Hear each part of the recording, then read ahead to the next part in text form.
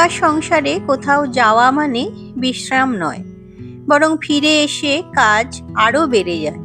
আর একজন মাকে তো আরো বেশি দায়িত্ব পালন করতেই হয়।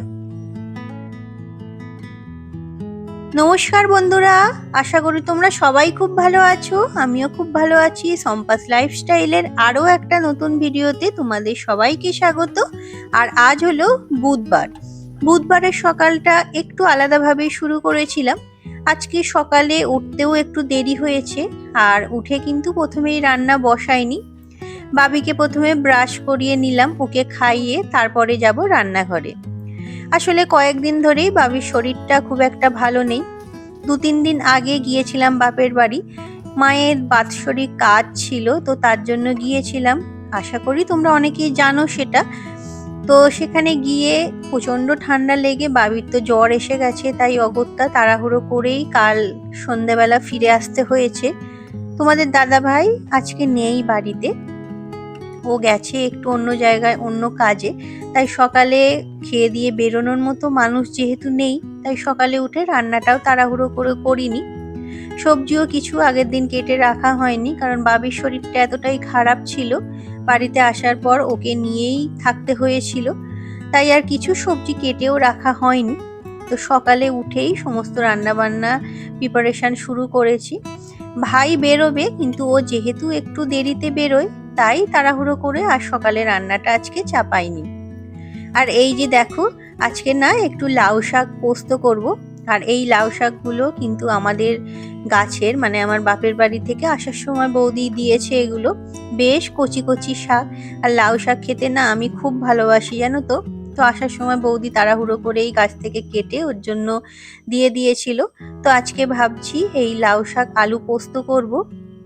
আর ফ্রিজে কিছুটা শিম, বিনস, আলু এগুলো আছে, তাই দিয়ে ভাবছি মাছের একটু ঝোল করব, তাহলেই হয়ে যাবে। খাবো তো আমরা 3-4 জন, অতএব অসুবিধা খুব একটা হবে না।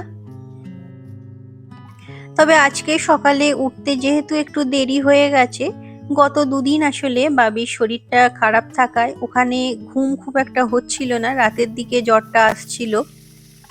তো কাল রাতে একটু ঘুমিয়েছে ও, তার জন্য আমিও ঘুমিয়ে পড়েছিলাম। আর সকালে যেহেতু ওঠার তাড়া নেই, তাই আর ওঠাও হয়ে ওঠেনি। আসলে কি বলতো, আজকে একটু তাড়াতাড়ি উঠলেই ভালো হতো। গত 2-3 দিন যেহেতু বাড়িতে ছিলাম না, তো তাই বাড়িতে অনেক কাজ জমে গেছে। ঘরদোরগুলো ঝাড় দেয়া মোছা কিছুই হয়নি কয়েকদিন ধরে, বেশ ভালো নোংরার চর পড়ে গেছে। তো আজকে সেগুলো অবশ্যই পরিষ্কার করতে হবে। অনেক জামা কাপড় জমে আছে, সেগুলোও কাচতে দিতে হবে। তো রান্নাটা একটু তাড়াহুড়ো করেই করছিলাম। আর এই যে তাড়াহুড়োর মধ্যেই আরো এক বিপদ এসে ঘটেছে। সিলিন্ডারটা এই যে দেখো শেষ হয়ে গেছে রান্না করতে করতেই, তো চেঞ্জ করে নিলাম। আর এই সিলিন্ডারটা না চাগিয়ে এখানে ভিতরে ঢুকিয়ে রাখতে বেশ একটু কষ্ট লাগে। তোমাদের দাদাভাই এই কাজটা করে দেয়, কিন্তু আজকে যেহেতু ও নেই, তো সিলিন্ডারটা বাইরে বেশিক্ষণ রেখে কাজ করা যাবে না, নাহলে বাবি প্রচন্ড অত্যাচার করে সিলিন্ডারের উপর, কখন গ্যাস খুলে দেবে, কখন কি বিপদ একটা ঘটবে। তাই নিজেই যা হোক করে ওটাকে লাগিয়ে ভিতরে ঢুকিয়ে রাখলাম। আর ওদিকে তো শিমের ঝোলটা করব বলে একটু মাছ ভাজতে দিয়েছিলাম, এদিকে লাউ পোস্তটা করে নিচ্ছি। 5 ফোড়ন দিয়ে একটু পেঁয়াজ দিয়ে দিয়েছি, আর ছোট ছোট করে একটা আলু কেটে দিয়ে দিয়েছিলাম। আর লাউ শাকটা এর আগেই প্রেসার কুকারে সিদ্ধ করে রেখে দিয়েছি। তো আলু পেঁয়াজ এগুলো একটু ভাজা হয়ে গেলে তারপরে পোস্ত বাটাটা দিয়ে শাকটা দিয়ে দিলেই হয়ে যাবে। আর এদিকেও দেখো শিম, বিনস, আলু সমস্ত কিছু ভেজে নিয়ে আদা, জিরে, কাঁচা লঙ্কা বাটা দিয়ে একটু ভেজে নিয়েছি। আর তারপরে মাছগুলো দিয়ে দিচ্ছি। ঝোলটা ফুটে ওঠার পরেই মাছটা দিলে ভালো হতো, কিন্তু আজকে যেহেতু এমনিতেই দেরি হয়ে গেছে, তাই আর সেটা করলাম না, মাছগুলো দিয়েই দিলাম। তারপরে একটু লো ফ্লেমে রাখলেই সমস্ত সবজি সিদ্ধ হয়ে যাবে। আর এদিকে আমার লাউ শাক পোস্তটাও কিন্তু মোটামুটি রান্না হয়ে গেছে। একটু নাড়িয়ে নিচ্ছি, কারণ এটা একটু গা মাখা হলেই খেতে বেশি ভালো লাগে। তবে লাউ শাক পুরোটা রান্না করিনি, এখনো আর একদিন হবে, দেখি কাল বা পরশু আবার করে নেব। আসলে কি বলতো, যেহেতু একা সংসার, বাড়ি থেকে কোথাও যদি বেড়াতে যাই, তো যাওয়ার আগেও যেমন অনেক কাজ সেরে রেখে যেতে হয়, তেমনি ফিরে আসার পরেও দেখি অনেক কাজ জমে থাকে, যেহেতু পিছনে করার কেউ নেই। তো তো সমস্ত কাজগুলো এসে আগে কমপ্লিট করতে হয়, কারণ চারিদিকে বাড়ি ঘরদোর অগোছালো নোংরা হয়ে পড়ে থাকলে তখন আর অন্য কোনো কাজে হাত দিতে ইচ্ছাও হয় না। মনে হয় আগে যেন ওই কাজগুলোই কমপ্লিট করি। তো সকালে উঠে কিছুটা জামা কাপড় গুছিয়ে রেখেছি, তবে পুরোটা হয়নি।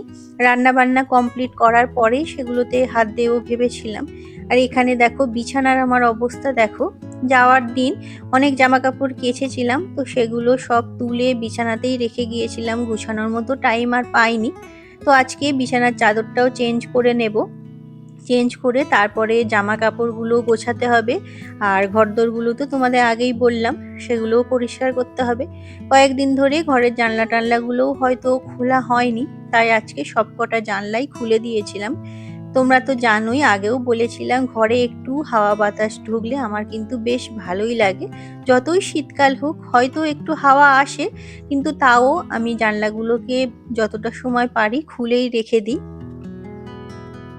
তো এতক্ষণ পর্যন্ত তোমরা যে যেখান থেকে ভিডিওটা দেখছো, তোমাদের সবার কাছেই অনুরোধ, তোমরা প্লিজ পুরো ভিডিওটা একটু শেষ পর্যন্ত দেখার চেষ্টা করো। আর আমার পরিবারে যদি নতুন হও তাহলে অবশ্যই চ্যানেলটা সাবস্ক্রাইব করে নিয়ে আমার এই ছোট্ট পরিবারের সদস্য হওয়ার আমন্ত্রণ রইল। আমার আগের দিনের ভিডিওতে তোমরা অনেকেই অনেক সুন্দর সুন্দর কমেন্ট করেছো।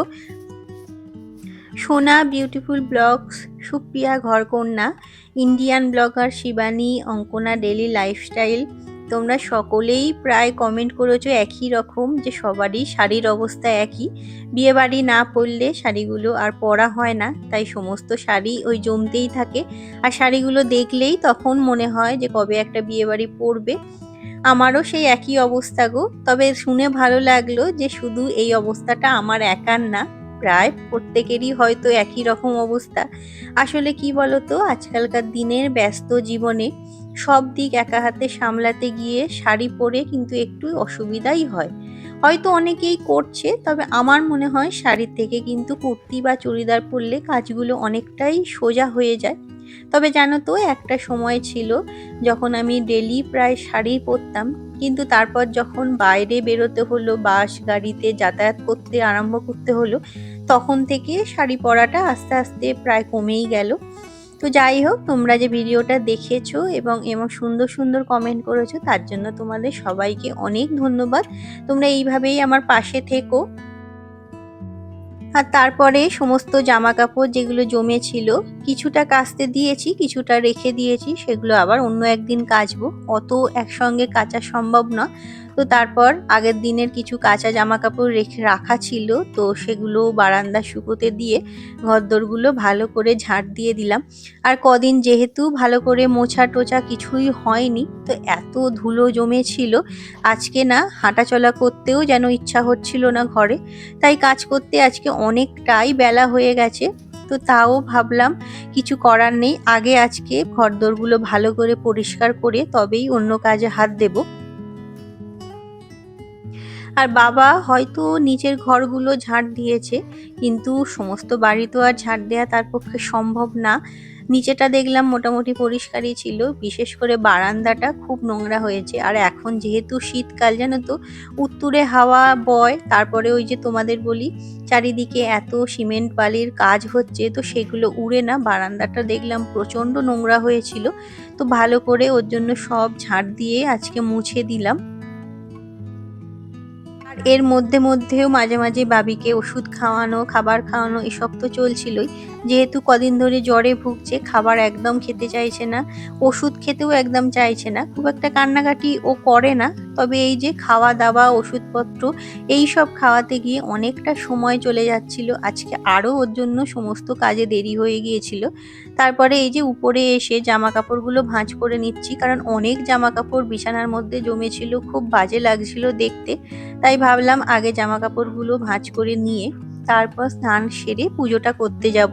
তো আজকের ভিডিওটা আমি এখানেই শেষ করলাম, আশা করি তোমাদের ভালো লেগেছে। আবার দেখা হবে পরের ভিডিওতে। সবাই ভালো থেকো, সুস্থ থেকো, আনন্দে থেকো, টাটা।